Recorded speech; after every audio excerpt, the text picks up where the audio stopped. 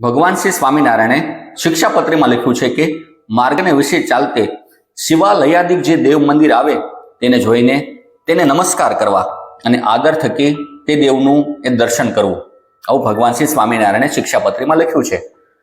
પણ ઘણા લોકો એ આદર થકી દર્શન કરે છે, ભગવાનને નમસ્કાર કરે છે, જ્યારે રસ્તા પરથી નીકળતા હોય ત્યારે બધું કરે છે.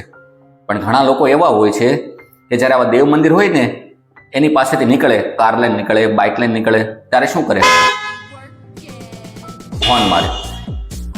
તમે હોર્ન મારશો તો ભગવાન તમારી સામું જોશે, એ તમારી હાજરી પૂરશે કે ના ભાઈ આ ભક્ત એ મારી પાસેથી નીકળ્યો છે, એને હોર્ન મારી લીધો છે એટલે એની હાજરી પૂરાઈ ગઈ.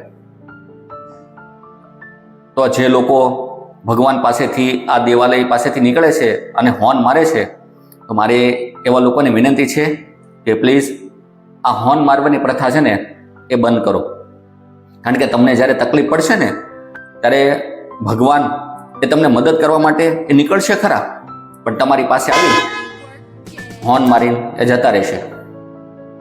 તો મારી આવા લોકોને નમ્ર અપીલ છે કે ભગવાનની પાસેથી તમે નીકળો અને તમારી પાસે સમય નથી તો ડાયરેક્ટ નીકળી જાઓ, કંઈ વાંધો નહીં, પણ આ હોર્ન મારવાની પ્રથા એ બંધ કરો.